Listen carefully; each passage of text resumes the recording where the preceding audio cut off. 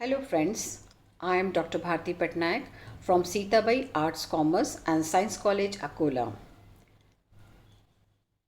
Today we are taking up Andrew Marvell's poem To His Coy Mistress. Before we begin the poem, let us have a look at the life and works of Andrew Marvell. Andrew Marvell was born in 1621. He was an English metaphysical poet, satirist, and politician. He is regarded as one of the greatest English poets of 17th century. His works include Upon Appleton's House, The Garden, The Coronet, The Unfortunate Lover, and A Dialogue Between the Soul and the Body. The poem To His Coy Mistress was written in early 1650, but it was published in 1681 after his death.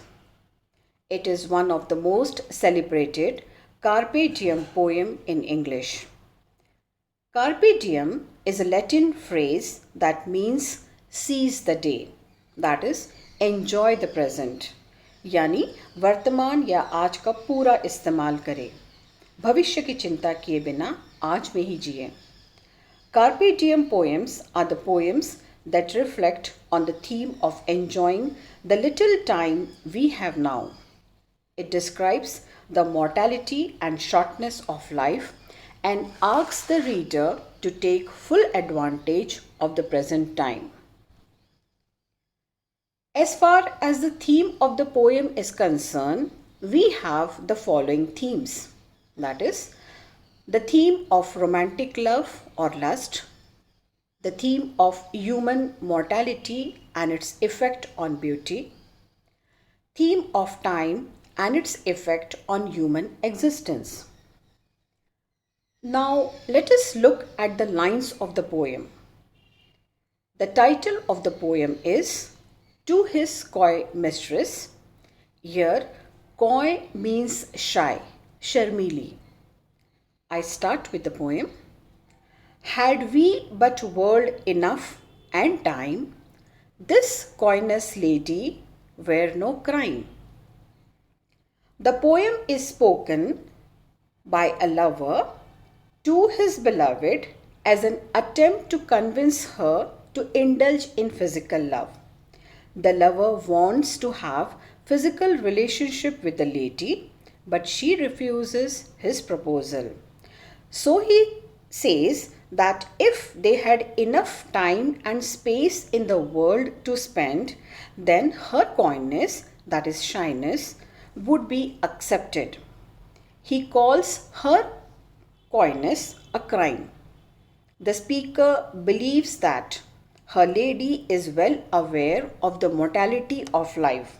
However, he thinks that she is not acting wisely by delaying her response to his advances. To him, this is just like committing a crime. We would sit down and think which way to walk and pass our long love's day. They would sit somewhere and plan the ways in which they can spend their time. Thou by the Indian Ganges side shouldst rubies find, I by the tide of Humber would complain. His beloved would sit by the river Ganga in India, which is supposed to be a very holy river for the Indians.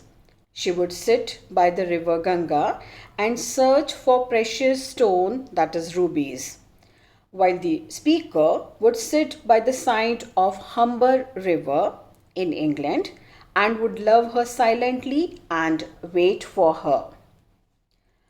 I would love you 10 years before the flood, and you should, if you please, refuse till the conversion of the Jews. Now, what flood is he talking about? It is the reference to the Bible. He claims that he would love her from 10 years before the destruction of the world by flood, though his beloved may refuse it until the conversion of the Jews, which marks the end of the world.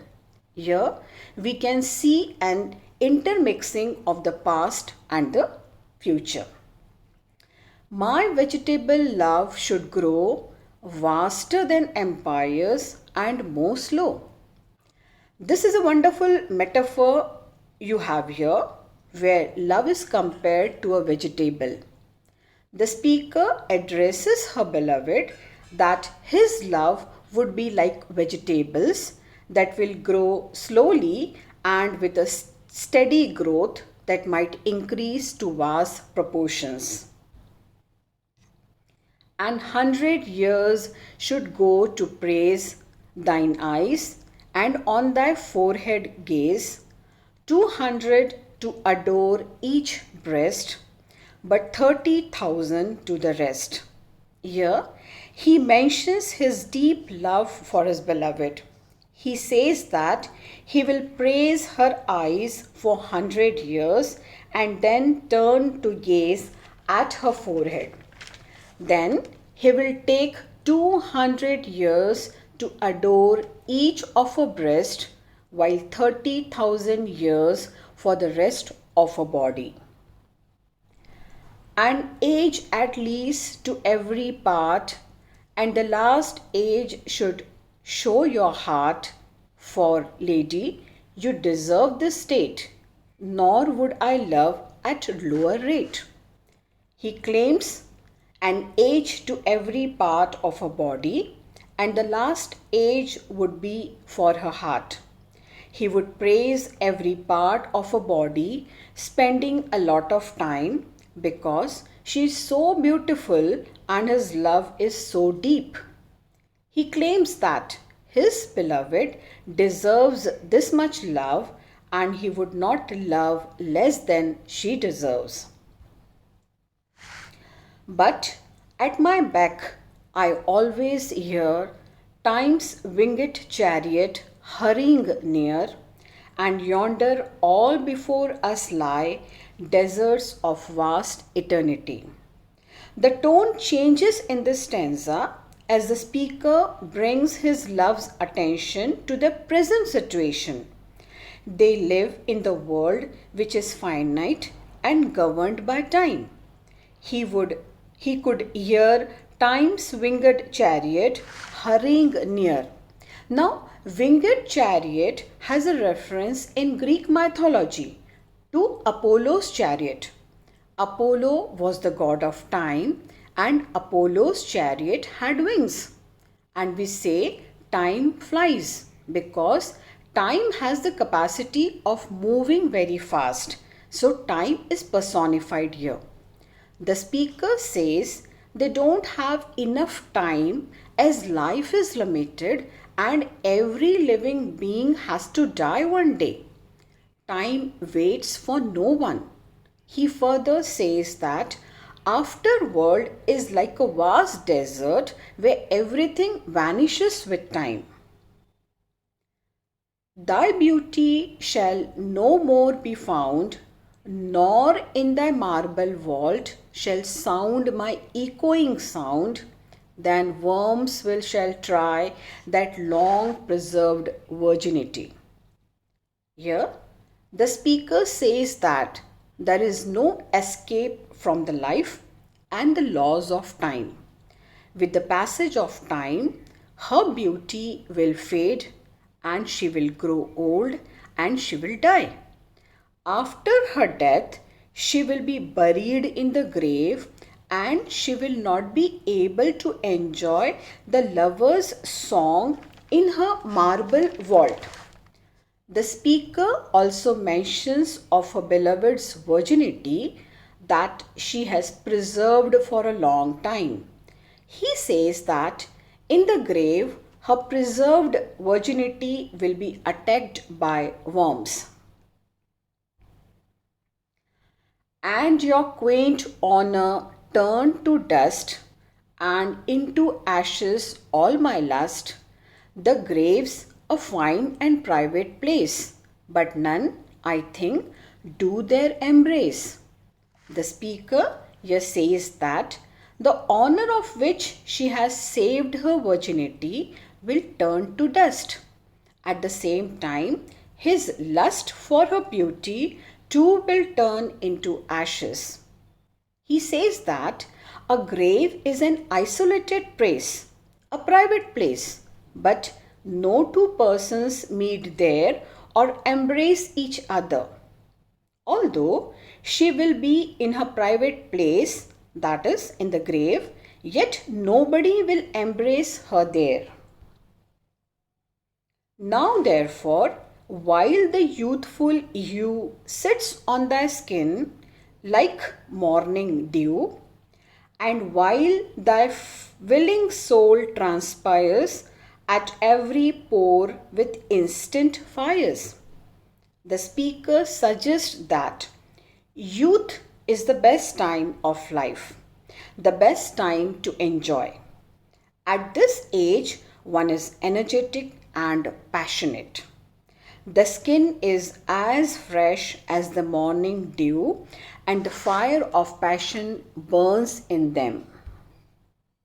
Now, let us sport us while we may, and now, like amorous birds of prey, rather at once our time devour than languish in his slow chapped power. According to the speaker, this is the golden opportunity to be with each other. They should enjoy their lives just like birds. Let us devour the time before it devours us. Let us roll all our strength and all our sweetness up into one ball and tear our pleasures with rough strife through the iron gates of life. The speaker adds that we should unite all our strength and passion along with our sweetness in one ball in order to get our pleasure. Life is full of struggle and bitterness. Life is like an iron gate that doesn't open easily. With our love and passion, we will tear the gate to get out happiness.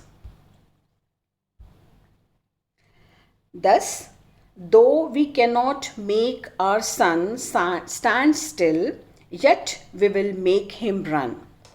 In this last couplet, the speaker says that we don't have enough time to wait for our problems to be solved by themselves, but we should unitedly and passionately make it run. The speaker here believes that they should outrun the sun which indicates time, even though they cannot make him stand still. So, the main idea of the poem is time waits for no one. Our life is limited and very short.